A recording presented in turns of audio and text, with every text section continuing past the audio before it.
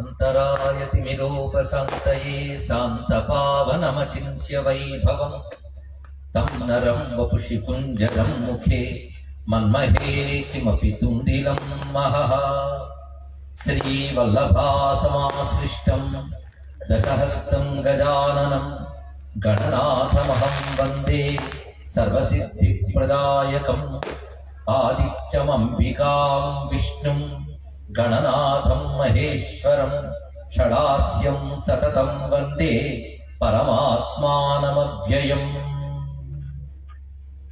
శివాయ గురవే నమః.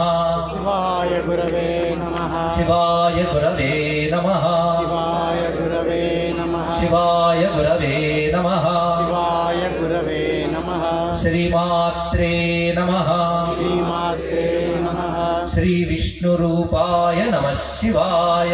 శ్రీ విష్ణురూపాయ నమః శివాయ.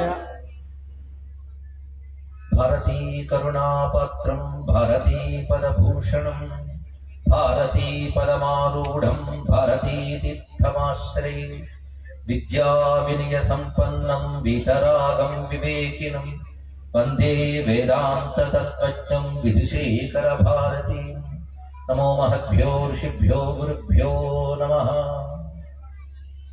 జగద్గురు కృపా విలసితమైన ఈ ప్రాంతంలో సమావిష్టమైన పెద్దలందరికీ నమస్కారం తెలియజేసుకుంటూ, మహాత్ముల ప్రక్కన కూర్చుని మహాత్ముల ముందు మాట్లాడేటువంటి భాగ్యం వాళ్ళు లభించింది జగద్గురువుల కటాక్షం చేత. అయితే ఇక్కడ నేనేం మాట్లాడతాను అనేది బంగారేశ్వర గారు చెప్పలేదు, కానీ అంతకు ముందే ఆదేశం అందించారు. అది జగద్గురువుల యొక్క ఆదేశాన్నే వారు నాకు తెలియజేశారు. అది ఆదిశంకర అనుగ్రహీత పంచాయతన వైభవం, దీనిపై ప్రసంగించాలని జగద్గురువులే సన్నిధానం వారి శాసించారు అనే విషయాన్ని తెలియజేశారు కనుక నేను దాన్ని దృష్టిలో పెట్టుకుని వచ్చి ఆ శాసనాన్ని అనుసరించబోతున్నాను ఇక్కడ. ఎందుకంటే ఇక్కడ ప్రతిష్ఠించబోయేది పంచాయతన మహాక్షేత్రం. అదేవిధంగా ఒక అగ్ని మందిరాన్ని కూడా నిర్మిస్తున్నారనే విషయం కూడా తెలిసింది. ఇక ఆదిశంకరాచార్యుల వారి యొక్క మందిరం, శారదామాత యొక్క మందిరం, వీటన్నిటిని మనం ఇక్కడ ప్రతిష్ఠ చేయడానికి జగద్గురుల కృపతో సిద్ధమై ఉన్నాం. అతి త్వరలో ఒక మహా ఆధ్యాత్మిక కేంద్రం ఇక్కడ తయారవుతున్నది. దీని యొక్క శక్తి భారతదేశం అంతా ప్రసరించుగాక అని ప్రార్థన చేస్తూ, ప్రసరించగలిగే శక్తి జగద్గురువుల అనుగ్రహం వల్ల ఉన్నది. అయితే ఇక్కడ పంచాయతన గురించి మాట్లాడాలంటే ఆదిశంకరుల ద్వారా పంచాయతన సంప్రదాయం సుప్రతిష్ఠితమైనది. కానీ ఆదిశంకరులు కొత్తగా దీన్ని ప్రవేశింపజేయలేదు. ఆ మాటకు వస్తే ఆదిశంకరులు కొత్త సిద్ధాంతం ఏమీ ప్రతిపాదించలేదు, సనాతనమైన ధర్మాన్ని ప్రతిష్ఠితం చేశారు. అది మనం గుర్తుపెట్టుకోవాల్సింది. ఆదిశంకరులు అంటే మనకు అద్వైతం గుర్తొస్తున్నది. మన పరమ తాత్పర్యం అద్వైతంగా చెప్పినప్పటికీ కూడా ఆయన సమగ్రంగా వైదిక ధర్మాన్ని ప్రతిష్ఠించినటువంటి ఆచార్యులు. అదే వేద ధర్మంపై గౌరవం ఉన్న ప్రతి వారు కూడా ఆదిశంకరులను గురువుగా నమస్కరించవలసింది. ద్వైతమైన, విశిష్టాద్వైతమైన, అద్వైతమైన అన్ని సంప్రదాయాల వారికి ఆది గురువు జగద్గురువు ఆదిశంకర భగవత్పాదుల వారే అని వారి వాంగ్మయం పరిశీలించిన వారికి తెలుస్తుంది. ఆదిశంకరుడు ఉద్భవించినది సమగ్ర సనాతన ధర్మ ఉద్ధరణ కోసమే. ఆయన ఉద్భవించినది అందుకు. ఆ కారణం చేతనే వేదాంతం అనేది పరమార్థమని, అది ప్రతిపాదించిన అద్వైతాన్ని సిద్ధిగా పొందాలని చెప్తూ దానికి సోపాన క్రమంలో మొత్తం వేదం ప్రతిపాదించిన సంప్రదాయాలన్నింటినీ పునరుద్ధరణ చేశారు వారు. ఆ పద్ధతిలోనే ఆ మహానుభావులు కర్మ మార్గాన్ని, ఉపాసనా మార్గాన్ని కూడా సుప్రతిష్ఠితం చేశారు. దాన్ని తన యొక్క ఆదేశంలో కూడా అందించారు. వేదో నిత్యమధీయతాం తదుదితం కర్మ స్వనుష్ఠీయతాం తేనేసస్య విధీయతాం.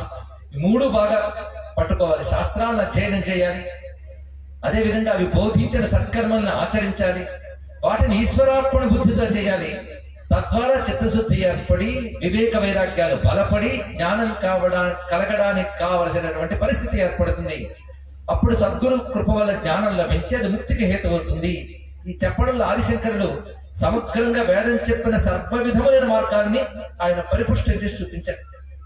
అయితే వేదం దేవతారాధన చాలా ప్రధానమని చెప్తున్నది. దేవతారాధన ఎందుకు చేయాలంటే అభీష్ట సిద్ధి పొందడానికి అనుకుంటాం, కానీ కృతజ్ఞత దోషం పోవడానికే దేవతారాధన చేయాలి. ఇది ప్రధానంగా చెప్పారు. చిత్తశుద్ధి కోసం, కృతజ్ఞత అనే దోషం పోవడం కోసం చేయాలి. అది చిత్తస్య శుద్ధయే కర్మ కృతజ్ఞస్య నివృత్తయే అని పెద్దలు ప్రతిపాదించడం కూడా జరిగింది.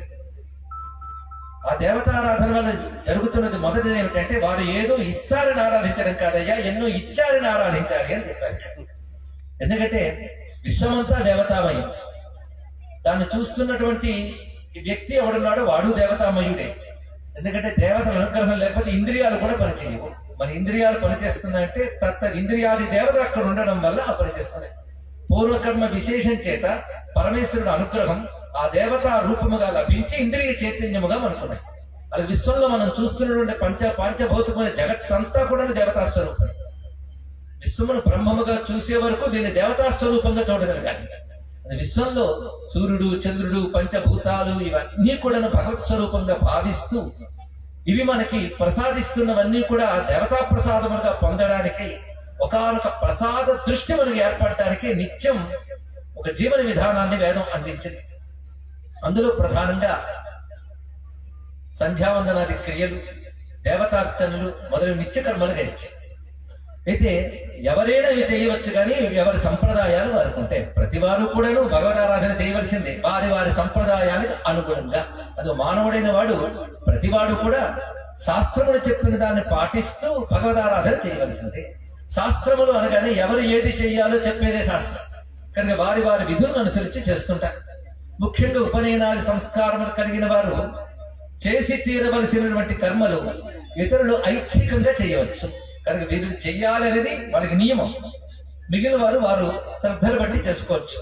అయితే మన సంస్కృతిలో ఉన్న గొప్పతనం ఏంటంటే అందరికీ ఒక ధర్మం ఎప్పుడు చెప్పలేము. ఎందుకంటే అందరూ ఒకలా ఉంటారు కనుక ఒక్కొక్క జీవ లక్షణం ఒక్కొక్కలా ఉంటుంది. పొందవలసిన గమ్యం ఒకటే అయినప్పటికీ కూడా పొందవలసిన వాళ్ళ సంస్కారాలు, జీవ లక్షణాలు వివిధ విధాలుగా ఉంటాయి కనుక ఆయా జీవ లక్షణాలకు అనుగుణమైనటువంటి మార్గములు వేదం ఏర్పరిచింది. అందుకే సనాతన ధర్మం ఒక పద్ధతిలో ఉండదు, అనేక పద్ధతులతో ఉంటుంది. ఎందుకంటే జీవ లక్షణాలు అనేకములు గనక వారందరూ ధరించడానికి కానీ వారి వారి అభిరుచులను అనుసరించి, వారి వారి శక్తులను అనుసరించి, వారి వారి సంస్కారాలను అనుసరించి వివిధ మార్గములు ఏర్పరిచింది. అందుకే ఒక మార్గంలో చక్కగా కృషి చేసి అందరూ వెళుతున్నవారు ఇతర మార్గాలను నిరసించరాదు. ఇది ముందుగా తెలుసుకోవాల్సిన ప్రధానమైన అంశం. ఎందుకంటే ఒక్కటి మనం తెలుసుకోవాలి, ఈ మార్గములకు శాస్త్ర ప్రమాణం ఉన్నదా అదొక్కటి తెలుసుకుని శాస్త్ర ప్రమాణంతో ఉన్నటువంటి ఏ మార్గమైనా సరే గౌరవించవలసినదే. ఈ సంస్కారం మనకు కలగజేసిన వారెవరు వారిని జగద్గురువులు అంటారు. అందుకే ఆదిశంకరులను మనం జగద్గురువులు అంటున్నాం. బ్రహ్మము తప్ప మరొక వస్తువు లేదు అని ప్రతిపాదించిన వాడు బ్రహ్మానుభవంతో ఉన్నటువంటి వాడు. బ్రహ్మము తప్ప మరొక వస్తువు లేదనేది శాస్త్ర ప్రమాణంతో శాస్త్రీయంగా మాట్లాడే పండితులు చాలా మంది ఉంటారు. కానీ అనుభవం కలిగినటువంటి వాళ్ళు, బ్రహ్మానుభవంతో ఉన్నటువంటి సిద్ధ పురుషులు ఎంతమంది ఉంటారు. అలాంటి సిద్ధ పురుషులు ఆదిశంకర భగవత్పాలు వారు. అయినప్పటికీ కూడాను ఆయన వేదము చెప్పినటువంటి ఉపాసనా మార్గాన్ని, కర్మ మార్గాన్ని అన్నింటినీ పటిష్టపరిచారు. తాను ఒక యతీశ్వరుడుగా సన్యాస ధర్మాన్ని పాటించినప్పటికీ కూడా మిగిలినటువంటి 3 ఆశ్రమ ధర్మాలు కూడా వేదం ద్వారా ప్రతిపాదింపబడింది కనుక వాటిని కూడా మహానుభావులు ఆ మార్గంలో ఉన్న వారికి కూడా మార్గనిర్దేశకత్వం చేశారు. దానికి అనుగుణంగా ఆయన రచించిన ప్రణాళిక గ్రంథాలు చాలా చాలా మనకున్నాయి. అదేవిధంగా విగ్రహారాధన మొదలుకుని సూర్యమండలంలో పరమేశ్వరుని చూడటంతో పాటు హృదయంలో పరమాత్మను దర్శించే వరకు ఉపాసన మార్గాలు చెప్పారు ఆదిశంకర్. అందుకే వారు అనేక ఆలయాలు తిరిగి తన పాదస్పర్శతో వాటి పవిత్రతను చేయడమే కాకుండా అక్కడ ప్రతిష్టలు చేశారు. శ్రీచక్రాన్ని, శివలింగాన్ని, విష్ణుమూర్తుల్ని కూడా ఆయన ప్రతిపాదన చేశారు, ప్రతిష్ఠ చేశారు. దీన్ని బట్టి విగ్రహారాధన వంటి వాటిని కూడా ఆయన సత్కర్మంలో భాగంగా వేద ధర్మం అని ప్రతిపాదన చేశారంటే ఆదిశంకరులు మన గురువుగా పెట్టుకోగలిగితే మొత్తం సనాతన ధర్మాన్ని సమగ్రంగా తిరిగి నిలబెట్టుకోగలం. అది తెలుసుకోవాల్సిన అవసరం. ఎందుకంటే మహానుభావులు ప్రతి సంప్రదాయంలోనూ పుట్టారు. ఆ సంప్రదాయాలకి వాళ్ళ ఆచార్యులు. ఆ సంప్రదాయం ఒక జగత్తు అయితే ఆ జగత్తుకు వాళ్ళ జగద్గురు. కానీ అన్ని సంప్రదాయాలను కలుపుకున్న ఒక మహాజగానికి మాత్రం జగద్గురు ఆదిశంకర భగవత్పాదులు వారే. ఒక సంప్రదాయాన్ని పుష్టిపరచడం కోసం ఆ సంప్రదాయంలో మహాత్ములు అవతరించారు. కానీ ఇన్ని సంప్రదాయాలు కలిసిన వైదిక సంప్రదాయం అని ఒకటి ఉన్నదయ్యా, అది మూలం. దాన్ని పటిష్టపరచాలి అని వచ్చినటువంటి వారు మాత్రం ఆదిశంకర భగవత్పాదులు వారు. దానివల్ల ఆయన ఆ వేద ధర్మం అనేది ఒకటి ప్రతిపాదన చేయడం వల్ల, దాన్ని ప్రతిష్ఠించడం వల్ల అప్పుడున్నటువంటి సనాతన ధర్మంలో ఉన్నటువంటి భాగములంటే సమగ్రపరచగలిగారు. ఇప్పుడు అటువంటి ఆవశ్యకమైన పరిస్థితి మళ్ళీ మనకి నెలకొన్నది. ఎందుకంటే మన సనాతన ధర్మం అంటే ఏమిటో మనకు అవగాహన కలగని పరిస్థితులు ఉన్నాయి. ఒకటి తెలియకపోవడం, ఒకదానికి మరొకటి తెలియడం, అంటే ఒకటి అసలు అర్థం కాకపోవడం అంటే ఇంకోటి అపార్థాలు జరగడం అంటే అలాంటివి ఉన్నాయి. పైగా సనాతన ధర్మంలో వేద సంప్రదాయంలో లేనటువంటి కొత్త కొత్త సంప్రదాయాలు హిందూ మతంలో ప్రవేశించిపోయి ఇదే హిందూ మతమేమో అనే భ్రాంతి తర్వాత తరాలకు కలుగుతుందండి. ఇది బాధాకరమైన అంశం. అసలు హిందూ మతంలో దేవతలు ఎవరు, అవతారాలు ఏమిటి, గ్రంథాలు ఏమిటి, అందులో పాత్రలు ఏమిటో కూడా తెలియని వాళ్ళు అదేదో కొత్త దేవుడిని తెచ్చుకొచ్చి వారికి ఒక వారం పెట్టుకుని వారికి ఒక పుస్తకం పెట్టుకుని అదే హిందూ మతం అనే భ్రాంతిలో ఉన్నారు.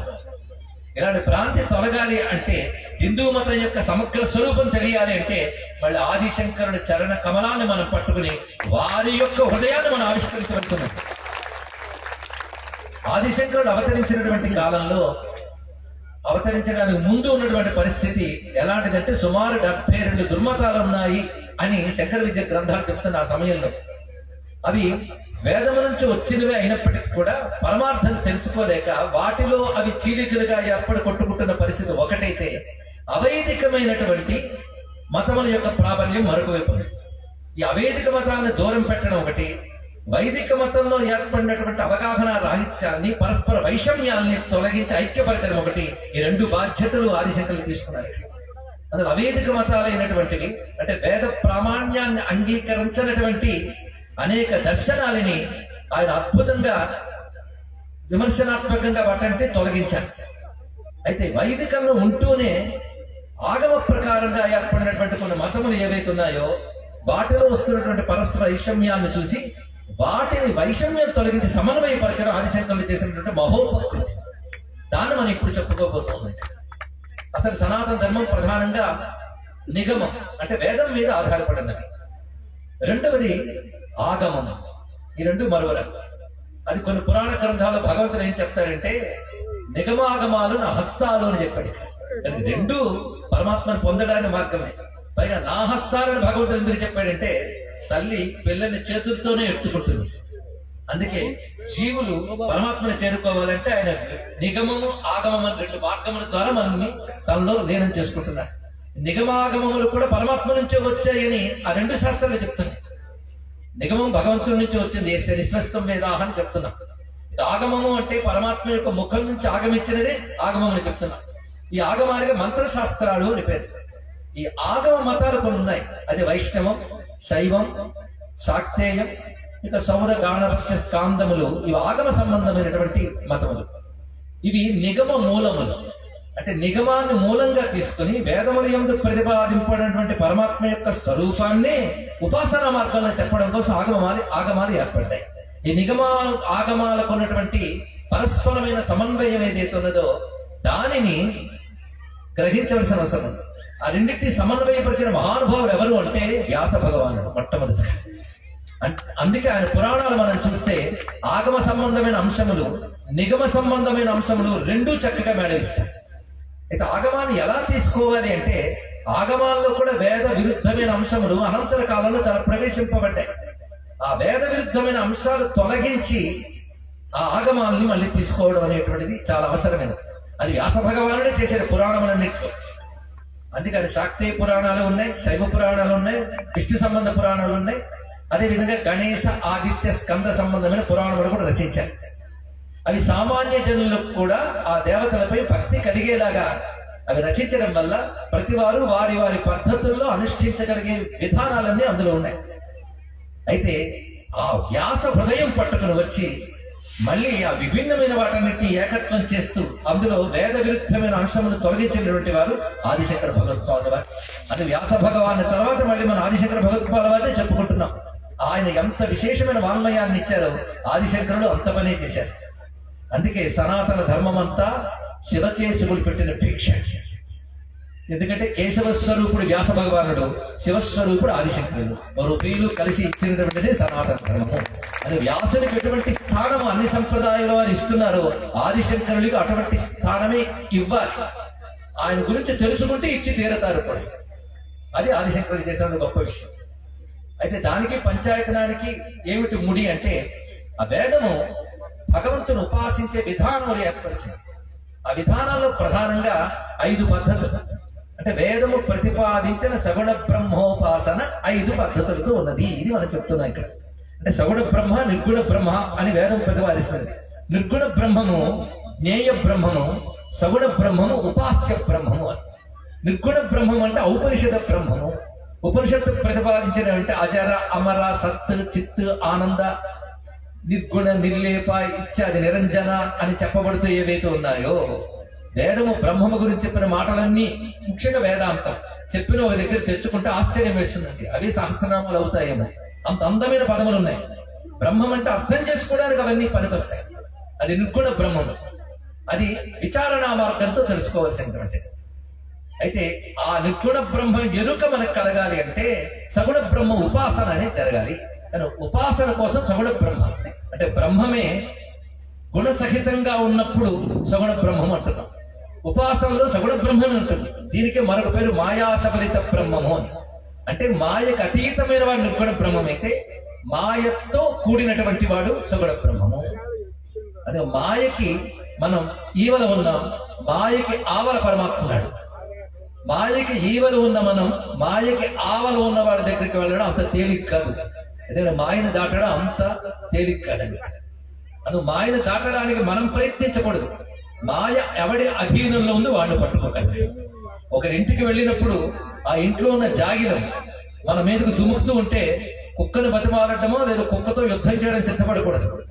ఆ కుక్క ఎవరి చేతిలో ఉన్న యజమాని ప్రార్థిస్తే వాడు వచ్చి మనల్ని కాపాడతాడు.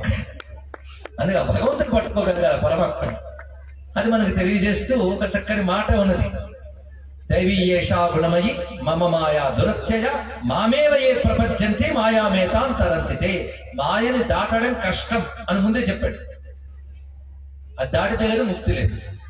నేను మాయను దాటేనండి అంటే అదొక మాయన ఆయన అన్నాడు. మాయ దాటేని చెప్పడం కూడా మాయే. అది దాటడం అంత తేలిక కాదు. మాయను ఎవడు దాడతాడు అంటే ఎవడు ఆ పరమాత్మని శరణు పెడతాడు వాడే దాడతాడు.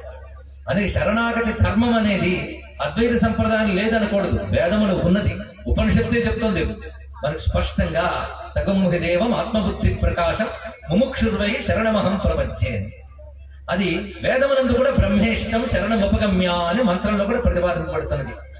అది ప్రపత్తి శరణాగతి అనేది తప్పనిసరిగా ఉండవలసింది. పరమాత్మని శరణు వేడాలి.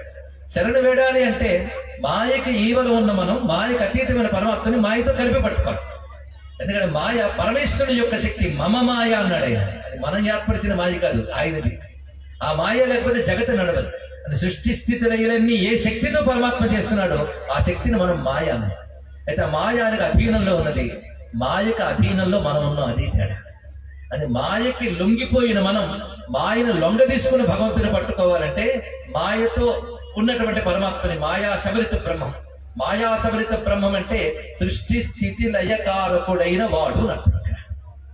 సృష్టి స్థితి లయకు అతీతమైన వాడే శుద్ధ పరమాత్మ. సృష్టి స్థితి లయని తన మాయాశక్తితో చేస్తున్నాడు అంటే ఆయన సగుణ బ్రహ్మం అంటున్నాం. ఈ సగుణ బ్రహ్మం యొక్క స్వరూపం ఎలా ఉంటుందంటే విశ్వమే సగుణ బ్రహ్మం యొక్క రూపము. అలాంటి సగుణ బ్రహ్మను ఉపాసించడం కోసమని శివుడనో విష్ణువనో శక్తి అనో సూర్యుడనో గణపతి అనో ఆరాధించాలి. ఇది వేదం చెప్పినది. అందుకే దేవతల్లో మళ్ళీ 2 విధాలు తీసుకోవాలి. ఇంద్ర ఇత్యాది దిక్పాలకులు, అలాగే యజ్ఞాదుల యందు ఆరాధింపబడే దేవతలు, వీరు ఒక విధమైనటువంటి దేవతలు.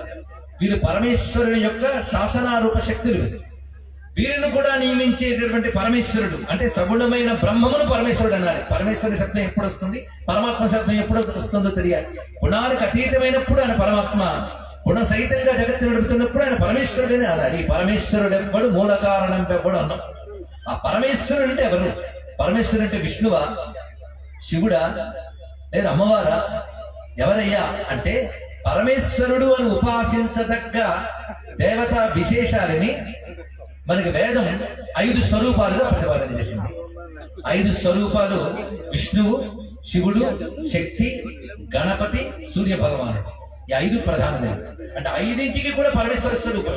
అంటే పరమేశ్వరుడే ఉపాసకానాం కార్యార్థం, ఉపాసకులను అనుగ్రహించడానికై 5 విధములుగా ఉపాసకులున్నాడు. నిజానికి చెప్పాలంటే కాస్త పదాలకు అర్థం ఏమిటి అని తెలుసుకోవాలని తప్పని అనుకున్నట్లయితే ఈ పదములకు అర్థం మనం చూస్తుంటే వాడి వ్యుత్పత్తులు పరిశీలిస్తే ఇవన్నీ కూడా పరబ్రహ్మమునందే పర్యవసిస్తాయి. అందులో సందేహం లేదు. విష్ణు అనగానే మనకు 4 చేతుల వాడు అని స్ఫురిస్తుంది. కానీ విష్ణు శబ్దానికి అర్థం 4 చేతుల వాడిని కాదు. శివ అనగానే త్రినేత్రుడు, సూలధారి అంటాం. అంటాం గాని అనుకుంటాం గాని దాని అర్థం అది కాదు. శివ అనగానే త్రిగుణాతీత శివ, నిస్త్రయగుణ్య శివ, పైగా శుద్ధం అపాపవిత్తం, ఏది మంగళం, బ్రహ్మతం మంగళం పరం అన్నారు. ఆ మంగళ స్వరూపము, మోక్ష స్వరూపము. శివ క్షేమే మోక్షేచ అన్నారు. ఇక్కడ మోక్షము అంటే పరబ్రహ్మనే చెప్తుంది శివశబ్దం. అందుకే ప్రపంచోపశమం శాంతం శివం అని ఉపనిషత్తు చెప్తుంది. ఇక్కడ బ్రహ్మమునే చెప్తుంది. శివ అంటే శుద్ధమైన వాడు అంటే బ్రహ్మ లక్షణం. విష్ణు అంటే సర్వవ్యాపకుడు. ఈ పదాలకు అర్థం తెలుసుకుంటే శివుడు విష్ణువు కాకపోతే శివుడు మనకొద్దు, విష్ణువు శివుడు కాకపోతే విష్ణువు మనకు అక్కర్లేదు. అంతే కదా. విష్ణువు శివ అంటే శుభస్వరుడు కాకపోతే విష్ణువు మనకు పనికొస్తుందా? అలాగే శివుడు సర్వవ్యాపుడు కాకపోతే పిలిచి ఆరాధించగలమా? కనుక శివ విష్ణువు కూడా ఒకే బ్రహ్మము యొక్క పేర్లే. ఆ బ్రహ్మమే షూం ప్రేరణి అనే ధాతు ప్రకారం సర్వ జీవుల బుద్ధుల్ని ప్రేరేపించేవాడు. అదే ధీయోజన ప్రచోదయాత్ అన్నట్లుగా సర్వబుద్ధి ప్రేరకుడు అయినప్పుడు సూర్య అయ్యాడు. లేదా ఆ పరమాత్మ తేజస్సు ఎలాంటిది అంటే అచ్ఛేద్యోయం అదాఖ్యోయం అన్నారు. ఇక్కడ ఛేదించడానికి వీలు లేనిది అనే పదమే ఆదిత్య అని అంటున్నాడు. ఇక్కడ ఈ ఆదిత్య అనేది కానీ అలాగే ఆదిత్య అంటే ఆది యందు ఉన్నవాడని, సర్వమును స్వీకరించేవాడని రకరకాల అర్థాలు ఉన్నాయి. కానీ ఇవన్నీ బ్రహ్మమునందే పరిగణిస్తాయి. కానీ ఆదిత్య, సూర్య అనే సూర్య సంబంధమైన నామాలు, శివ సంబంధమైన నామాలు, విష్ణు సంబంధమైన నామాలు ఇవన్నీ ఒకే పరమాత్మ చెప్తుంది. అది విష్ణు సహస్రనామాల్లో శివనామాలు ఉన్నాయి, సూర్యనామాలు ఉన్నాయి. శివ సహస్రనామాల్లో విష్ణునామాలు, సూర్య సర్వదేవతా నామాలు ఉన్నాయి. అంటే బ్రహ్మం అంటేనే సర్వదేవతాత్మకుడు ఆయన. కనుకనే విష్ణు శివ అలా గణపతి. గణపతి అనగానే మనకి తోరపొజ్జ యువామహస్తము తొండము అనేకదంతము స్ఫురిస్తుంది. కానీ గణపతి, గణము అంటే అనేకము, పతి అంటే ఏకము. అంతే కదండి. అవిభక్తం విభక్తేషు సజ్ఞాన విధి సాత్వికం అని చెప్పినట్లుగా అనేకము గణ లక్షణం, ఏకము ఈశ్వర లక్షణం. ఈశ్వరుడు ఎక్కడున్నాడంటే అనేకముగా కనబడుతున్న వాటి అందే ఏకముగా ఎవడు వ్యాపించున్నాడు అని గణపతి అన్నాం. ఇది కూడా పరమాత్మమే పరివేశిస్తుంది కదా. ఏ శబ్దం పరమేశ్వరుడు చెప్పట్లేదండి ఇక్కడ. అలాగే శక్తి అంటే పరాస్య శక్తి వివిధైవ సూర్యతే స్వాభావికి జ్ఞాన బలక్రియాత ఉపనిషత్తు చెప్తోంది. ఆ పరమేశ్వరుని యొక్క శక్తి ఏదైతున్నదో ఆ శక్తి చేత కూడా జగద్దర్శనం చేయగలుగుతున్నాడు. అది వివర్తము కానివ్వండి, పరిణామం కానివ్వండి, ఆరంభం కానివ్వండి, ఏ వాదం చెప్పినా శక్తి చేత కదా పరమాత్మ చెప్తున్నాడు. అది శక్తి సహిత పరమాత్మ వాదాన్ని వేదాంతం అద్వైతం తిరస్కరించలేదు. ఉపనిషత్తే చెప్తుంది పరా అస్య శక్తి వివిధైవ సూర్యతే. అస్య పరమేశ్వరస్య శక్తి అనే శక్తి వివిధ అనేక విధములుగా చెప్పబడుతుంది. పరాశక్తి అన్నారు ఇక్కడ. ఇక్కడ శక్తి అంటే ఆయన యొక్క శక్తే కదా. కనుక అది కూడా సమర్థతే శక్తి. పరమేశ్వరుడికి సమర్థత మనం పూజిస్తున్నాం అంటే పరమేశ్వరుడు పూజించినట్లే. సూర్యుడు వెలుగును ఆరాధిస్తున్నామంటే సూర్యుని ఆరాధించినట్లే. అందుకు శక్తి అనగా అది కూడా పరమాత్మ పర్యవేశిస్తున్నది. గణపతి అదే అయింది, సూర్య అదే అయింది. కనుక వీళ్ళ 5గురు లేరు, ఉన్నది ఒక్కడనే 5 విధాలుగా పూజిస్తున్నాం. అయితే ఈ సంప్రదాయాల్లో వైష్ణవ సంప్రదాయం ఉన్న వాళ్ళు సాలగ్రామాధుర్యంతో విష్ణువుని ఆరాధన చేయడం అనేది వారి వారి పద్ధతుల్లో చేస్తున్నారు. ఈ సాలగ్రామంలో విష్ణువుని ఆరాధించడం కూడా వైదిక సంప్రదాయమే, అందులో సందేహం లేదు. ఆ వేదములు చెప్పినవే స్వీకరించి పురాణాదులు ఇత్యాదులను అందించే అది వైష్ణవ సంప్రదాయంలో సాలగ్రామారాధన చేస్తుంటారు. శైవ సంప్రదాయ ఆరాధనలో విశేషించి బాణలింగమును నర్మదలో లభించేటువంటి శిలల్ని ఆరాధన చేస్తారు. ఇవి కాక స్ఫటికము, పార్థివము ఇత్యాది రూపాలతో లింగమును చేసి ఆరాధించిన పద్ధతి శైవాగమాల్లో ఉన్నది. తత్ప్రకారంగా శైవారాధన ఉన్నది. వాళ్ళు అదే ఆరాధిస్తారు తప్ప వాడు సాలగ్రామాల వైపు రారు. సాలగ్రామాలు ఆరాధించేవాడు వాటి వైపు వెళ్ళదు. ఇక సూర్యారాధన చేసిన వాళ్ళు ఒక స్ఫటిక బింబాన్ని తీసుకుని సూర్యుని ఆరాధన చేస్తారు. వారు అదే చేస్తారు, వారు కూడా చేయరు. అది మంచిదే. అదే కనిష్టతో అదే చేస్తే ఏది ప్రమాదం లేదు. అయితే మాది మేము అనుసరించడం మంచిది, కానీ ఇంకొకటి తప్పు అనడం తప్పు. అదొక్కటి చేయకుండా ఉంటే చాలు. కనుక సౌరం అలా వచ్చింది. గాణపత్యం అనగానే గణపతికి సంబంధించిన శిలలు శోణా నది అనే నదిలో ఉంటాయి. బీహార్, ఉత్తరప్రదేశ్ ప్రాంతాల్లో ప్రవహిస్తున్నాయి. అక్కడ దొరుకుతాయి శిలలు ఎర్రగా. దీని గురించి గణేష్ ఆగమాల్లో, గణేష్ పురాణాల్లో ఏం చెప్పారంటే గణపతి అక్కడ శిలారూపంలో ఉంటాడట నదిలో. ఏం ఆశ్చర్యకరమైన. బహుశా అలాంటి నదులు ఈ పుణ్య భారతదేశంలో తప్ప ఇంకెక్కడ దొరుకుతుంది. ఆ శిలల్ని గణపతి స్వరూపాలు, ఇంకెక్కడ దొరకవు ఆ శిలలు. అలాగే మన బాణలింగాలు నర్మదా నదిలోనూ దొరుకుతాయి. సాలగ్రామాలు గండకీ నదిలోనూ దొరుకుతాయి. ఆయా నదుల్లో ఉన్నవి స్వీకరించారు. స్ఫటికం అనేటువంటిది ఆ ప్రాంతంలో మనకు పురాణాల్లో చెప్పిన ప్రకారంగా గుజరాత్ మొదలైన ప్రాంతాల్లో స్ఫటికం గురించి మనం చేశారు. సువర్ణముఖరి నదిలో లభించిన ఒక ధాతువుని అంబికగా అమ్మవారి రూపంగా ఆరాధన చేస్తారు. అంబ ఆరాధన చేసేవాళ్ళు ఆ విధంగా శ్రీచక్రాదులు యందు ఆరాధించడం మనకు కనబడుతున్నది. అయితే శంకరులు ఏం చేశారంటే ఈ 5 సంప్రదాయాలను శైవ వైష్ణవ ఇవన్నీ సనాతన ధర్మానికి చెందినవే 5 గనుక 5ంటిని కలిపి ఆరాధించాలనే పద్ధతిని ఏర్పాటు చేశారు ఆదిశంకరులు. అంటే పురాణాల్లో శాస్త్రాలు ఉన్నదాన్నే తీసుకొచ్చి ఆయన మనకు అందించారు. 5ంటిని పెట్టే పద్ధతి కూడాను శాస్త్ర ప్రకారంగానే శంకరులు ఏర్పరిచారు. ఆయన కొత్తగా తయారు చేశారు అనడానికి లేదు, శాస్త్ర ప్రకారంగానే ఏర్పరిచారు. అంటే వాడికి ఒక పరంపర ఉన్నది. శాస్త్ర ప్రకారంగా ఏం చేశారంటే పంచదేవతారాధన, దాన్ని దేవతార్చన అనే రూపంలో పెట్టారు. ఈ దేవతార్చన అనేది విధి చేసి తీరాలనే కర్తవ్యం ఎవరికి పెట్టారు అంటే ఉపనయన సంస్కారములు కలిగిన విప్రులకు దాని కర్తవ్యంలో ప్రతిపాదన చేశారు. విధులకు వారు సంధ్యావందనం చేయాలి, దేవతార్చన చేసి తీరాలి. ఈ 2 చెయ్యనంత కాలం ఎన్ని కబుర్లు చెప్పినా అవి సభలు సమావేశాలకు పనికొస్తాయి కానీ వాళ్ళకి ప్రపంచానికి పనికిరావు. అందుకే ఎంత వాక్చాతుర్యం ఉన్నా ఎన్ని శాస్త్రములు అధ్యయనం చేసినా అనుష్ఠాన బలం లేనప్పుడు అవి ప్రపంచానికి నిరుపయోగం. అదే ఏమి తెలుసుకోవాల్సినది.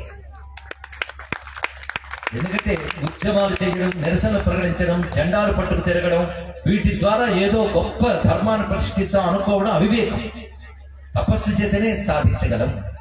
అందుకే ఆ తపస్సు అనేటువంటి పని బాధ్యతగా తీసుకున్న విప్రుడికి కర్తవ్యంగా నిర్దేశించింది ఏంటంటే సంధ్యావందనము, దేవతార్చనము. ఇంకా చాలా కర్మలు ఉన్నాయి, అవి ఇప్పుడు చెప్పుకోవడానికి కూడా ఆనవాలుగా చూపించడానికి కూడా ప్రశ్నార్థకంగా ఉన్నాయని చాలా మంది పెద్దలకు తెలిసిన అంశం.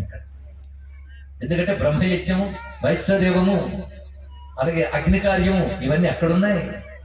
చాలా నిత్యాగ్నిహోత్ర గృహములు ఎన్ని ఉన్నాయండి, విప్ర గృహాలు, అవి అంతరించిపోయి.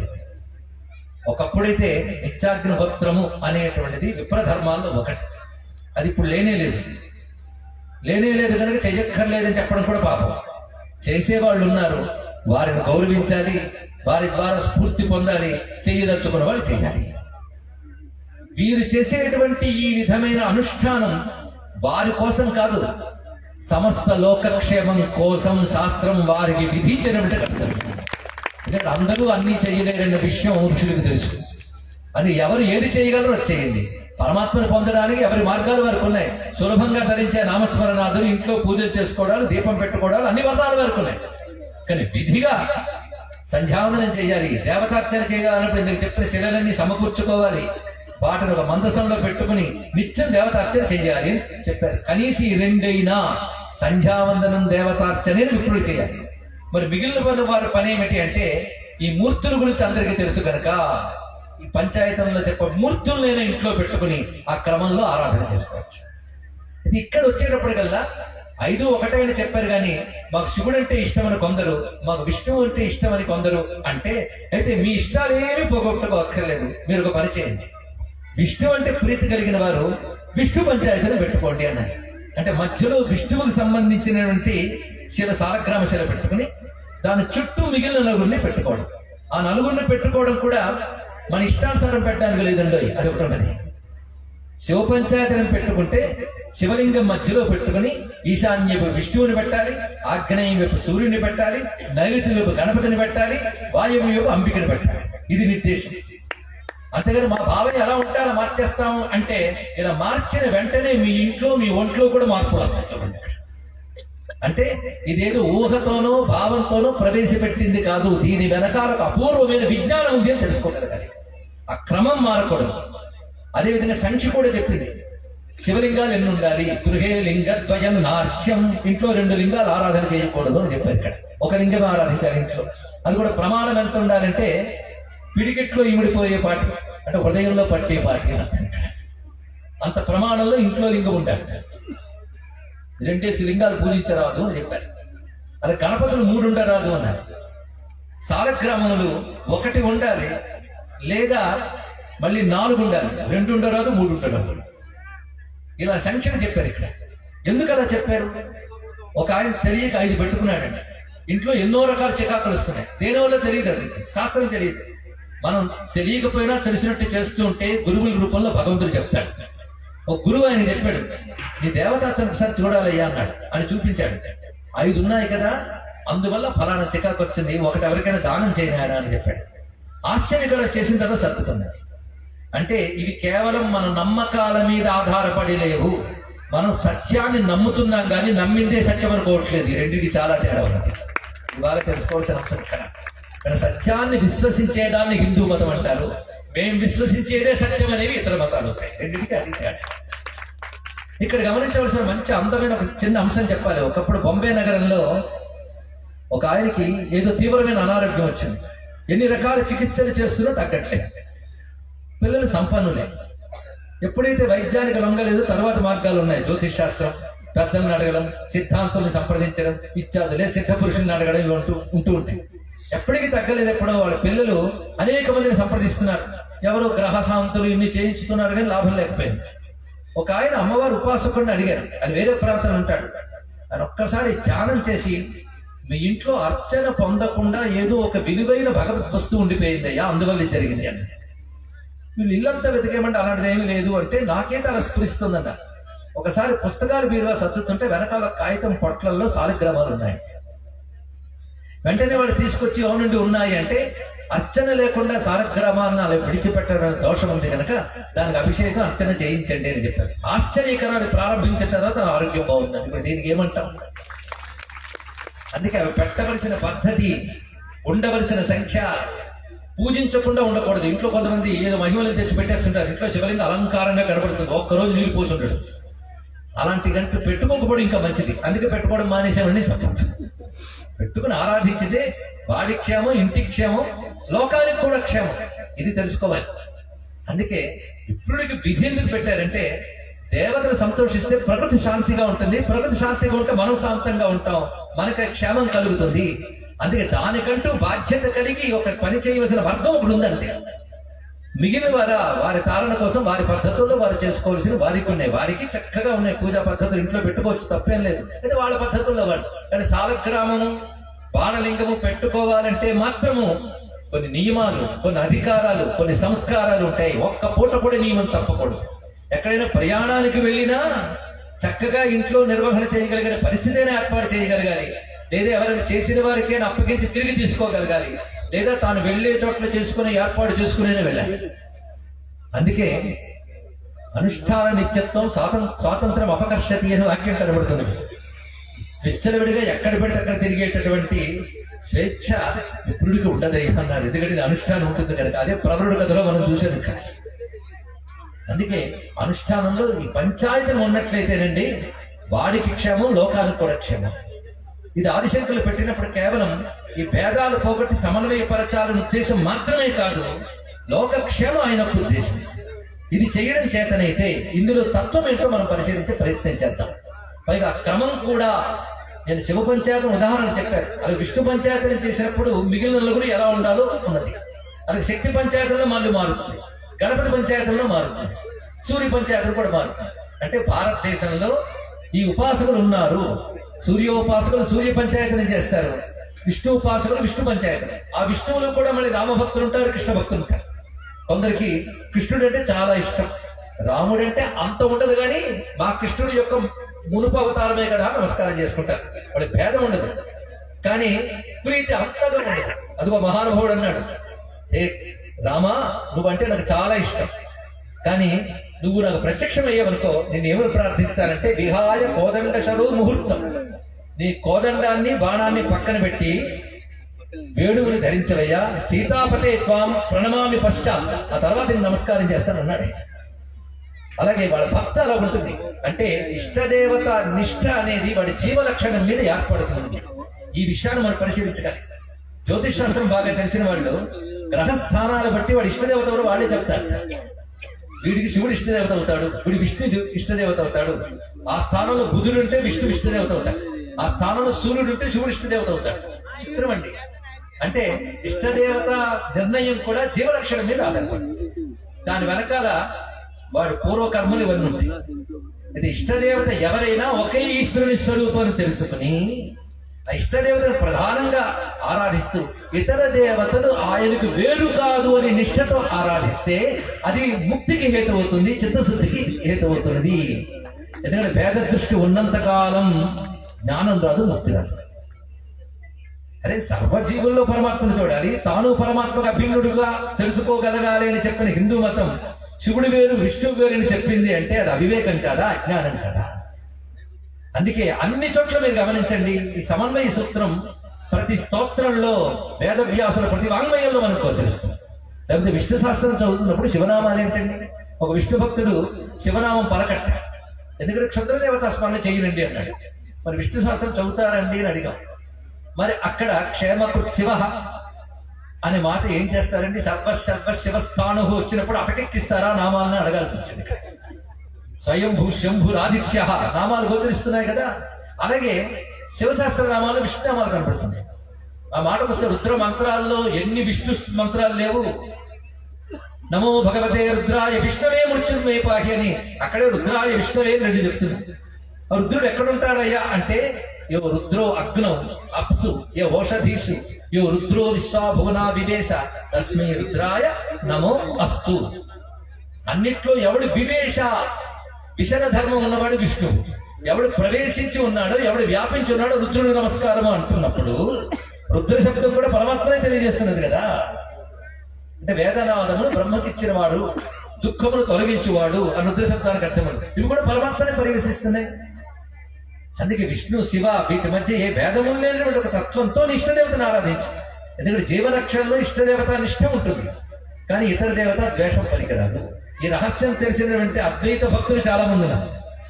అందులో మహానుభావుడు లీలాసుకుడు కృష్ణకన్నామృత కర్త ఆయన చెప్తున్నాడు, శైవాభయం నఖలు తత్ర విచారణీయం పంచాక్షరీ జపపదా నితరా తథాపి చేతో మదీయ మతసీ కుసుమావభాసం స్మేరానం స్మరతి గోపవధూ కిశోరం. మేము శైవులం, పంచాక్షరి మంత్రం జపం చేస్తాం, కానీ మా మనస్సు మాత్రం నీలమేఘస్య అవడైన కృష్ణుని యందే రమిస్తుంది అన్నాడు. తప్పే ఉందండి. అందుకే విశ్వేశ్వరేవా జగతామధీశ్వరే జనార్దనేవా జగదంతరాత్మని నవస్తు భేద ప్రతిపత్తిరస్తి మే తథాపి భక్తి తరుణేందు శేఖరే అన్నాడు మహానుభావుడు అప్పయ్య దీక్షితులు. మాకు జనార్దన్ యందు పరమేశ్వరుడైన శివుని యందు కూడా భేదం లేదు, అయినప్పటికీ చంద్రశేఖరుడికి కొంచెం భక్తి ఎక్కువ అన్నాడు. కనుక ఇష్టదేవత నిష్ఠ ఉండవచ్చు, ఇతర దేవత ద్వేషం పనికిరాదు. ఈ లక్షణం ఆదిశంకరుల వల్ల ప్రసాదింపబడిన గొప్ప ధర్మం. ఈ లక్షణం సనాతన ధర్మాన్ని అంతటి మళ్ళీ సమైక్యపరచగలదు. అది ఆదిశంకర సంప్రదాయమే. వైష్ణవాన్ని శైవాన్ని కూడా తలకెత్తుకుంటుంది, వాటి మీద ద్వేషాన్ని చూడదు. అది గొప్పతనం. అది వాటిలో అవైదికాంశములు తొలగించడమే కాకుండా తత్వ విరుద్ధమైన భావాలను కూడా తొలగించి అలా సమన్వయపరిచి పంచాయతనం అనే దాన్ని తీసుకొచ్చారండి. ఈ పంచాయతన ఆరాధన ఆ సంప్రదాయంలో ఉన్న స్మార్తులందరూ చేస్తూ ఉంటారు. ఇక్కడ ఆ చేస్తున్నప్పుడు ఇష్టదేవతల మధ్యలో ఆరాధిస్తూ మిగిలిన నలుగురిని ఆరాధిస్తుంటారు. ఈ ఆరాధించడం వల్ల అభేద భావన ప్రతిపాదింపబడ్డమే కాకుండా ఒక సమగ్రమైనటువంటి బ్రహ్మదృష్టి ఏర్పడడానికి హేతువుతుంది. ఇంకొక రహస్యం ఉన్నది దీన్ని. ఎందుకంటే ఈ సర్వ జగత్తు పంచభూతాత్మకమే, మన శరీరము పంచభూతాత్మకమే, సృష్టి చుట్టూ ఉన్న జగత్తు పంచభూతాత్మకమే. పరమేశ్వరుడు పంచభూతాలకు అతీతుడు. పంచభూతాలకు అతీతుడే కాదు, పంచభూతముల యందు వ్యాపకుడు కూడా, అంతే కదా. కానీ భగవంతుడిని మనం పంచభూతాలకు అతీతుడిగా చూడగలమా అంటే పంచభూతాలతో కూడిన శరీరము నేననే భావం ఉన్నంత కాలం దేహాత్మ భ్రాంతి వదులుకోవని ఉపన్యాసమైతే ఇవ్వగలం, కానీ వదలడం అంత తేలిక కాదండి ఇక్కడ. కానీ దేహాత్మ భ్రాంతి అంటే దేహం యందు ఉపాధి యందు స్పృహ ఉన్నంత కాలం, జగతిని పంచభూతాత్మకంగా చూస్తున్నంత కాలం పంచభూతాల యందు పరమాత్మ ఉన్నాడని స్పృహతో ఆరాధన చేయాలి. ఎలా ఉన్నాడంటే విశ్వమంతా పంచభూతాత్మకమైతే మనకు కనబడుతున్నటువంటి భూత ప్రకృతి కేవలం పావుభాగమే. దాని ఎందున్న అంతర్యాములున్న పరమాత్మ ఉన్నాడే, ఆయన త్రిపాదూర్ధ ఉదయ పురుష అన్నప్పుడు ముప్పాది భాగం పరమాత్మ. అంటే త్రిపాద్ విభూతి నారాయణ ఉపనిషత్తు కూడా మనకు ఉంది. కనుక కనబడుతున్న పంచభూతాల్లో పంచీకరణ విద్యను కొంచెం అటు పక్కన పెట్టి ఆ భూత ప్రకృతి పావు భాగం, పరమాత్మ ముప్పాదిక భాగం ఒక్కొక్క దానిలో చూడగలిగారు. అలా చూస్తే ఆకాశతత్వమునందు ముందు దృష్టి పెడితే ఆకాశతత్వమునందు ఆకాశభూత లక్షణము దాని యందు అంతర్యామిగా ఉంటూ దానికి అతీతంగా ఉంటూ ప్రధానంలో రెండు రకాలుగా చూడాలి. భూతమునందు ఉన్న పరమాత్మ, భూతానికి అతీతమైన పరమాత్మ, రెండు పట్టుకోకండి. ఎందుకంటే దీనికి అతీతంగా ఉన్నాడంటే దీనిలో లేడు అని అంటే వ్యాపకత్వం పోయింది. దీనిలో ఉంటూనే దీనికి అతీతంగా ఉన్నాడు భగవానుడు. అందుకే బృహదారణ్యంలో చెప్తున్నారు, ఆయన భూమి యందు ఉంటాడు కానీ భూమి ఆయన తెలుసుకోలేదు, నీటి యందు ఉంటాడు కానీ నీరు ఆయన్ని తడపలేదు, కంటిలో ఉంటాడు కానీ కన్ను ఆయన చూడలేదు, అంటే ఇంద్రియాలకు ఆ శక్తిని ఇస్తాడు కానీ ఇంద్రియాలకు పరిమితులు కాడు. అలాగే పంచభూతాలకి వాటి వాటి శక్తుల్ని ఇస్తూ వాటి అంతర్యామి ఉంటూ కూడా వాటికి ఆయన పరిమితులు కాడు అని చెప్పడం. అందుకే వాటి యందు ఉన్నవాడిని చూడాలి, వాటికి చేతనత్వం ఇచ్చేవాడిని చూడాలి, వాటికి అతీతంగా కూడా చూడాలి. అందుకే ఆయా భూత ప్రకృతి యందు పరమాత్మను ఆరాధించడం కోసం ఆకాశ భూతమునందు ఉన్న పరమాత్మని శక్తి తత్వంగా అంటారు. అదే ఆకాశవాది జననీయం శరణం ప్రపంచే అన్నారు అప్పటి దీక్షితుల వారు. అలా వాయుతత్వమునందు ఉన్న ఈశ్వరుని మనం భావన చేస్తే రుద్రుడు అనాలి. దగ్గర ప్రాణావావరుద్రాహ, ప్రాణములు 11 రూపాలతో ఉంటాయంటారు ఇక్కడ. పంచ ప్రధాన ప్రాణములు, పంచ ఉప ప్రాణములు, ఆత్మస్వరూపం కనుక 11 అయింది. అది రుద్రస్వరూపం కనుక అది వాయువునందు చూడమన్నారు. దాని తర్వాత అగ్ని యందు పరమాత్మ అంటే సూర్య భగవానుడు, జలమునందు పరమాత్మ అంటే నారాయణుడు, ఇక పృథ్వీ యందు పరమాత్మ అంటే గణపతి. ఇక్కడ ఇప్పుడు పంచభూతముల యందు పరమాత్మను మనం ఆరాధన చేస్తున్నాం. పరమాత్మ ఒక్కడే అయినా పంచభూతాలు వేరు గనక పరమాత్మ తన శక్తితో పంచభూతమునందు ఉన్న తెలుసుకుని పంచభూత ప్రకృతి బాగుండాలి లేదా చెప్పండి. మనలో ఉన్న పంచభూత ప్రకృతి, బయట ప్రపంచంలో ఉన్న పంచభూత ప్రకృతి బాగుండాలంటే పంచభూత ప్రకృతుల్ని పంచ విధాలుగా శాసిస్తున్న ఒక ఈశ్వరుని ఉపాసించడం కోసమే పంచదేవతార్చన అనేదాన్ని ప్రవేశింపజేశారు. ఇందులో నీ ప్రకృతి బట్టి ఇష్టదేవత ఎవరైనప్పటికీ. ఇంకా ఆదిశంకరుడు చేసిన గొప్ప చమత్కారం ఏంటంటే భారతదేశం అంతా ఒకటవునా కాదా అని ఆలోచన ఇప్పుడు చేస్తుంది. ఈ దేశం ఏర్పడక ముందు కూడా భరతవర్షే భరతఖండే ఒక్కటే. ఇది ఎప్పుడు తెలుసుకోండి, భరతవర్షం ఎప్పుడు ఒక్కటే. ఎన్ని రాష్ట్రాలుగా ఎలాగా మనం విభజించుకున్నా అంతా ఒకటే. అందుకే సనాతన ధర్మం ఒక్కటే. భారతదేశంలో ఎన్ని రాష్ట్రాలున్నా సమైక్యపరచగలిగే శక్తి సనాతన ధర్మానికి మాత్రమే ఉంది. అందుకే దేశాన్ని ముక్కలు చేయాలన్న దుష్ట శక్తులన్నీ ముందు చేసే పని ఏమిటంటే సనాతన ధర్మాన్ని నాశనం చేయగలుగుతుంది. ఎందుకంటే సనాతన ధర్మాన్ని కలిపి సనాతన ధర్మం బలపడితేనే దేశం సమీక్యంగా ఉంటుంది. అందుకే దేశం అఖండంగా ఉండాలని కోరుకునేవాడు సనాతన ధార్మికుడు మాత్రమే అని చెప్పడానికి నేను ఆలోచన. ఎందుకంటే ఫలానా మతానికి చెందిన వారు అందరూ తీవ్రవాదులు కాదు, కానీ తీవ్రవాదులందరూ ఫలానా మతానికి చెందినవారు. అందుకే హిందువులందరూ దేశభక్తులు అనగానే దేశభక్తులందరూ హిందువులే. ఎందుకంటే దేశాన్ని అఖండపరచగలిగే సమగ్రపరచగలిగేటువంటి శక్తి సనాతన ధర్మంలో ఉన్నది. అది ఆదిశంకరుడు అనగానే ఏమిటో దేశమంతా ఒకటైంది. లేకపోతే మనది అవునా కాదా అని సందేహాస్పదంగా ఉన్న కాశ్మీర్ మననే దృఢపడడానికి ఆదిశంకరుడు సర్వజ్ఞ పీఠమే ప్రమాణంగా నిలబడింది. కానీ ఆదిశంకర అవతారం ఒకనొక తత్వ సిద్ధాంతాన్ని ప్రతిపాదించడానికి మాత్రమే కాదు, ఈ దేశాన్ని సమగ్రపరచడానికి వచ్చిన ఒక మహా అవతారం. అందుకే ఆయన ఎక్కడెక్కడ అడుగు వేశాడో అదంతా భరతఖండమే, అది భరతవర్షమే. లేకపోతే ఎక్కడ మలయాళం, ఎక్కడ కాశ్మీరం, ఈ మధ్యలో గుర్జరాది మహారాష్ట్రాది ఎన్ని ప్రాంతముల యందు ఆయన ఇక్కడికి వచ్చాడు చెప్పుకుంటూ ఉన్నామంటే అఖండ భారత భావన ఆదిశంకరుడు ప్రతిపాదించారు. అది తీసుకొచ్చి పంచాయతీలో పెట్టాడు.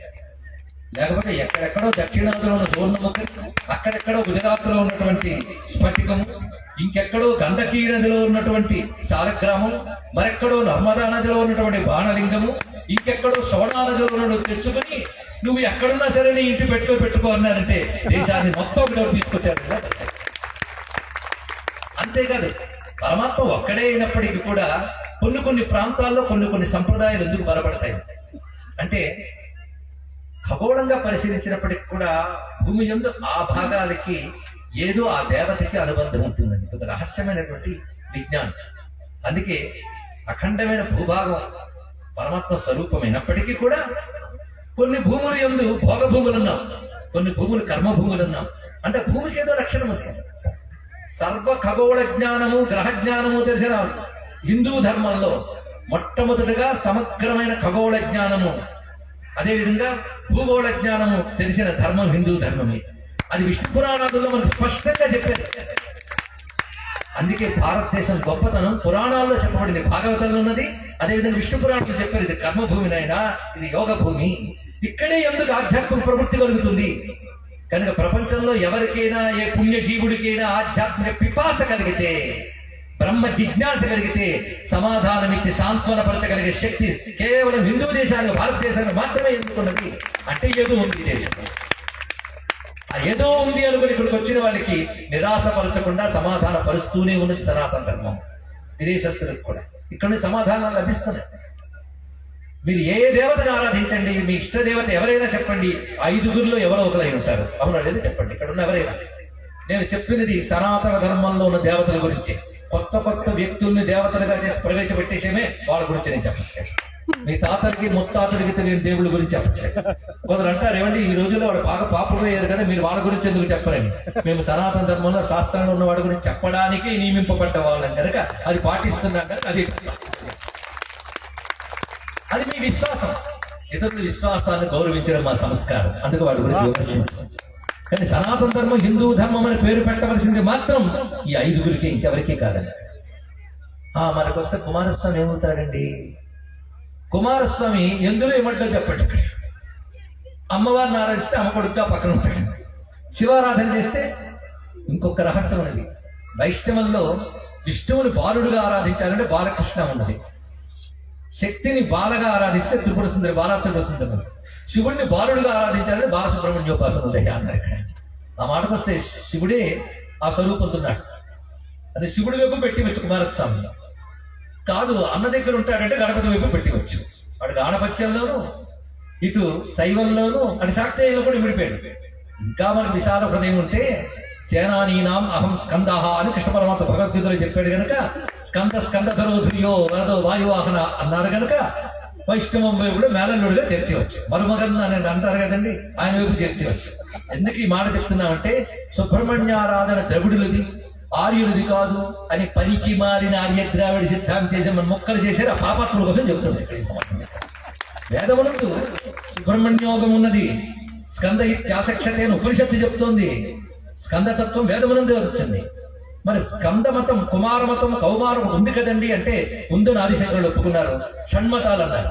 మరి షణ్మతాలను కూడా పంచాయతీలు ఎందుకన్నారంటే అని వేడుగా పెట్టక్కర్లేదయ్యా, పంచాయతీలను అని చేయొచ్చు అని చెప్పారు మహాత్ములు. కాంచీ యతీంద్రుడు చంద్రశేఖర సరస్వతి మహాస్వామి వారు సెలవిచ్చారు ఏమిటి అంటే, పూర్వం అగ్నిహోత్ర గృహము పంచాయతనము 2 ఉండేవయ్యా. అగ్నిహోత్రుని ఎవరో కాదు, సాక్షాత్ సుబ్రహ్మణ్యుడు కనుకనే మరి పంచాయతీలో వేరే స్థానం లేదు, అగ్నిహోత్ర ఆరాధన సరిచేయింది. మరి ఇప్పుడు అగ్నిహోత్ర గృహం లేదు కదా, ఏమిటి అంటే ముందు దీపం వెలిగించే కదా పూజ చేస్తారు. ఆ దీపజ్యోతి సుబ్రహ్మణ్యుడు అని చెప్పారు. అంటే దీపజ్యోతి ఎన్ని వైపులు చేస్తుంది? 4 దిక్కులు చూస్తుంది, పైన క్రింద కూడా ప్రకాశిస్తున్నారు. 6 ముఖాలు సుబ్రహ్మణ్యుడు దీపజ్యోతి అన్నారు. అగ్ని ఆరాధన ఇక్కడ అగ్ని మందిరం పెడుతున్నట్ట అంటే సుబ్రహ్మణ్య మందిరం సందేహం. సుబ్రహ్మణ్యుడు చెప్పినప్పుడు మహాభారతం అగ్నివంశ పరంపర చెప్తూ అగ్నిస్వరూపుడుగా చెప్పింది. మొదటి అగ్ని శివుడే అని చెప్పారు ఇక్కడ. అందుకే సుబ్రహ్మణ్యారాధన షణ్మత స్థాపనాచార్య అని ఆదిశంకరులకు పేరు పెట్టుకుని పంచాయతన ఆరాధన చేస్తున్నామంటే కుమారస్వామిని కూడా వారు అంగీకరించారు. చిత్రం ఏంటంటే ఈ 6గురి మీద కూడా ఆయన స్తోత్రం అందించారు. ఆ స్తోత్రంలో 6 ఏది చదివినా పరబ్రహ్మతత్వంగానే ప్రతిపాదన చేశారు. ఎవరు బ్రహ్మ విష్ణు శివాత్మకుడో ఆయనే శివుడు, ఆయనే విష్ణువు, ఆయనే సూర్యుడు అని చూపించారు. అంటే మీరు ఏ ఇష్టదేవతను ఆరాధించినా ఆయన సర్వదేవతాత్మకుడు, సృష్టిస్తున్న ఈ కారకుడైన బ్రహ్మము అనే అవగాహనతో ఆరాధించాలని ప్రతిపాదన చేశారు. కానీ ముందు బ్రహ్మం అనే ఒక అవగాహన ఏర్పరచుకుని మీరు ఏ దేవతను ఆరాధించినప్పటికీ కూడా అది బ్రహ్మము అని ఆరాధించినప్పుడు ఇంకా భేద దృష్టి పోతుంది. అందుకే దేవతారాధన వేరు, సగుణ బ్రహ్మోపాసన వేరు. ఇప్పుడు చెప్తున్న పంచదేవతలు కూడా సగుణ బ్రహ్మము యొక్క ఉపాస్య మూర్తులు. ఇవి మనకి చిత్తశుద్ధిని, ముక్తిని ప్రసాదిస్తాయి. అయితే ఇతర దేవతలు, ఇంద్రాది దేవతలు కూడా మనం ఆరాధన చేయాలి. అయితే వాళ్ళకి ఉపాసనా సంప్రదాయం లేవు, కానీ యజ్ఞయాగాది కట్టుబడి ఎందు వారి ఆరాధనలు ఉన్నాయి. అవి చేసి తీరాలి. శంకరుడే ఉపనిషత్ భాష్యంలో ఒక మాట చెప్తారు. ఒక బలహీనుడు పైకి లేవాలంటే బలవంతుడు ఆసరా తీసుకుంటాడు. ఒక ధనహీనుడు బాగుపడాలంటే ధనవంతుడు ఆసరా తీసుకుంటాడు. అంటే మానవుల్లోనే అల్పశక్తిమంతులు తనకంటే పెద్దవాళ్ళని ఆరాధించినట్లుగా మానవులు దేవతలను ఆరాధించాలి, దేవతల అనుగ్రహం పొందాలి అని చెప్పారు. కానీ ఇంద్రాదులను కూడా ఆరాధించాలి. అందుకే మనం సంధ్యావందన క్రతువులో కూడా ఇంద్రాదులను ఆరాధన చేస్తాం. యజ్ఞయాగాదులు చేసినా ఇంద్రాదులకు ఆహుతి లేకుండా లేదు, కానీ వాళ్ళని ఆరాధన చేస్తున్నాం. అయితే వాళ్ళని ఎలా ఆరాధన చేయాలి భాగవతంలో చెప్పాడు. జడభరతుడు ఇంద్రాది దేవతలకు ఆహుతులు వేస్తున్నప్పుడు ఆ ఇంద్రుడు అనేటువంటి వాడు నారాయణుని యొక్క ఒక అవయవ స్థానం. ఇంద్రుడు ఎక్కడుంటాడు అంటే హస్తమునందు ఉంటాడు అన్నారు ఇక్కడ. హస్తమునందు ఇంద్రుడిని ఆరాధన చేశారు. అలాగే నేత్రమునందు సూర్యుడిని. ఎవరి నేత్రము? నారాయణ యొక్క నేత్రమునందు. అంటే దేవతలను ఆరాధన చేసినప్పుడు కూడా ఒక వ్యక్తికి ఇంద్రియాలు ఎలాగో పరమాత్మకి దేవతలు ఎలాగా అని తెలుసుకుని ఆ దేవతలను ఆరాధన చేస్తున్నప్పుడు ఆ పరమాత్మని ఆరాధన చేయడం. ఇది సర్వదేవ నమస్కార కేశవం ప్రతిరక్ష. కనుక సర్వదేవతలను ఆరాధిస్తాం, ఒకే దేవుణ్ణి ఆరాధించాలి, ఇతర దేవతలను ఆరాధించకూడదంటే అవైదికం తెలుసుకోండి. వైదికం అంటే సర్వదేవతలు నా ఇష్టదేవుని ఆరాధించేది వైదికం. కనుక ఇష్టదేవతను ఆరాధించాలి, ఇతర దేవతలు ఆయన అభిన్నులనే భావం కలిగి ఉండాలి. ఇది ప్రతిపాదించారు ఆదిశంకరుడు. అందుకే మీరు రాముడన్నా, కృష్ణుడన్నా, నరసింహుడన్నా మీ ఇష్టం, ఇవన్నీ వైష్ణవులకు వచ్చేసాయి. దక్షిణామూర్తి అన్న, నటరాజన్న శైవంలోకి వచ్చేసాయి. లలితన్న, దుర్గన్న, లక్ష్మణ, సరస్వతన్న శాక్తేయంలోకి వచ్చాయి. కానీ మీరు ఏది ప్రతిపాదించిన ఇందులో కలిగారు. ఇక మా హనుమంతుడు ఈయన ఎక్కడ వాడండి అంటే 6గురులో ఎక్కడైనా ముడిపోతాడు. అది చెప్పాలంటే హనుమంతత్వ ప్రవచనం వేరే ఉంటుంది. కానీ ఇప్పుడు మనం ఆరాధిస్తున్న హిందూ దేవతల అందరూ కూడాను ఈ షణ్మతాలకు చెందిన వారే. కనుక వీళ్ళందరినీ ఏకత్వం పరచాలంటే ఏం చేయాలని ఆదిశంకరుడు ఆలోచన చేసి వ్యాసుని హృదయాన్ని స్వీకరించి 6గురిని కలిపి ఒక దగ్గర పెట్టాడు. ఆ పని చెయ్యడం వల్లనే ఎవరెవరు ఏ సంప్రదాయాన్ని అనుసరించినా మన అందరం వేద ధర్మానికి చెందిన వారు అనేటువంటి భావంతో ఐక్యంగా హిందూ ధర్మం ఉన్నది. మళ్ళీ ఐక్యపరచాలని స్ఫూర్తి మనం తెలుసుకోవాలి. తర్వాత తరాలకు అసలు దేవుడు అంటే ఏమిటి, బ్రహ్మం అంటే ఏమిటి, సగుణం అంటే ఏమిటి, నిర్గుణం అంటే ఏమిటి అని అవగాహన కల్పించాలి. కనుక ఈ సంప్రదాయాన్ని ఏర్పాటు చేయాలి. కనుకనే సంప్రదాయ ప్రకారంగా సంస్కారాదులు పొందినటువంటి వారు సారగ్రామాదులతో పంచాయతన ఆరాధన చేయాలి. అటువంటి అవకాశం లేనటువంటి సామాన్యులందరూ కూడాను ఆయా మూర్తులని, విష్ణుమూర్తిని, శివలింగాన్ని వెండితోనో బంగారంతోనో వారి శక్తి అనుసారం శివలింగం ఒక మూర్తి చేసుకుని పంచాయతనాల దేవతలను పెట్టుకుని ఆరాధన చేసుకోండి. నిత్యం దీపం వెలిగించుకోండి, ఆరాధన చేయండి. అందుకే ఈ పంచాయతన ఆరాధన ప్రతి వారికి అవసరము. ఇది ఆదిశంకరులు దేశాన్ని దీని ద్వారా సమన్వయపరిచారు. పంచభూతముల్లో ఉన్న పరమాత్మను తెలుసుకునే జ్ఞానం మనకు కలిగించారు, అభేద భావాన్ని కలిగించారు, అభేద దర్శన జ్ఞానం అనేటువంటి ప్రతిపాదన చక్కగా చేశారు. కనుక మళ్ళీ సనాతన ధర్మ ప్రతిష్టకు ఈ దేవతార్చనలు ప్రతి ఇంటా జరగాలి. సంస్కారం పొందినటువంటి వారు సంధ్యావనాది కృత్యాల్లో ఇది విధిగా అనివార్యంగా చేయాలి. ఇక్కడ ఇప్పుడు చాలా మంది కొంత తెలుసుకుంటున్నారు, సంధ్యావనం చేయకపోతే వాడు దేనికి పనికిరాడు. ఎవరు ఉపనయనాథ సంస్కారం కలిగిన వారు కానీ సంధ్యావనం చేయకపోతే ఏ కర్మకే పనికిరాడు.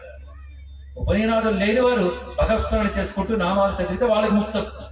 కానీ ఉపనయనాథ సంస్కారం కలిగిన వారు సంధ్యావన కృత్యములు చేయకుండా వాడు విష్ణు శాస్త్రాలు చేసినా, రుద్ర శాస్త్రాలు చేసినా లాభం లేదు అని పెద్దలు చెప్పారు. ఇక్కడ అదే సంధ్యావనం ఎంత నిత్యకృత్యము, దేవతార్చన కూడా అంత నిత్యకృత్యము. కనీసం 2 మనం నిలబెట్టుకోగలిగితే మళ్ళీ సనాతన ధర్మ పునర్వైభవం మనకు వస్తుంది.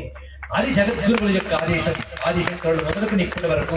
అందుకే తిరిగి ఆ పంచదేవతార్చన లేదా పంచాయతన విధానము వ్యాప్తి చెందుగాక అనేటువంటి ఒకానొక అద్భుతమైనటువంటి ముందు చూపుతో మళ్ళీ ఆదిశంకర భగవత్పాదుల వారే శృంగేరి పీఠాధీశ్వరులై మనకు అనుగ్రహిస్తూ ఇచ్చిన ఆదేశం ఇక్కడ ఒక భవ్యమైన పంచాయతన మధ్యన ఏర్పాటు చేయడం. ఇలా ఇక్కడ సమూహంగా అందరి క్షేమం కోసం పంచాయతన ఆరాధన జరిగితే, యజ్ఞయాగాలు నిత్యం జరిగితే, వేద పఠనం నిత్యం కొనసాగితే, గోమాతలు నిత్యం పూజింపబడితే, ఒక చోట శక్తి కేంద్రీకృతమైతే ఒక దీపం కొంత దూరం వరకు కాంతి ఇచ్చినట్లుగా ఇలాంటి శక్తి కేంద్రం కొన్ని యోజనాల వైపు ప్రసరించి భారతదేశాన్నంతటినీ సమైక్యపరచగలదు. భారతదేశమే పంచాయతన స్వరూపం. అడుగడుగున ఇవే కనబడుతుంది. మొత్తం పరిశీలించండి. ఇక్కడ ఆసేతు సీతాచలం పంచాయతన స్వరూపమే. అందుకే అఖండ భారత శక్తికి పంచాయతన ఆరాధన వ్యాపింపబడుగాక. అది జగద్గురుల ఆదేశం కనుక తప్పకుండా జరిగి తీరుతుంది. వారి సంకల్పం, వారి వాక్కు అంటే సార్థకమై తీరుతుంది.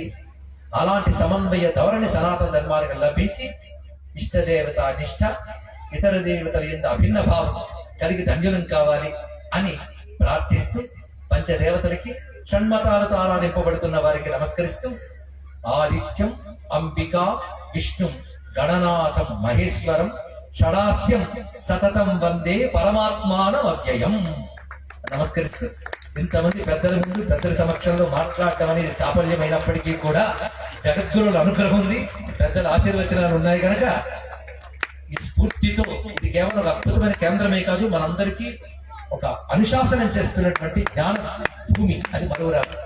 ఈ విధంగా చేయడంలో కృషి చేస్తూ నిత్యం శ్రమిస్తున్నటువంటి నిజంగా తపస్వి అనే బిరుదు ఆయనకున్నది. దాని సార్థకంగా ఉన్నటువంటి మా బంగారే శర్మ గారిని ప్రత్యేకంగా అభినందిస్తూ వేదికపై ఉన్న పెద్దలకి, వేదిక ముందున్న పెద్దలకి మరొకసారి సవినయంగా నమస్కరిస్తూ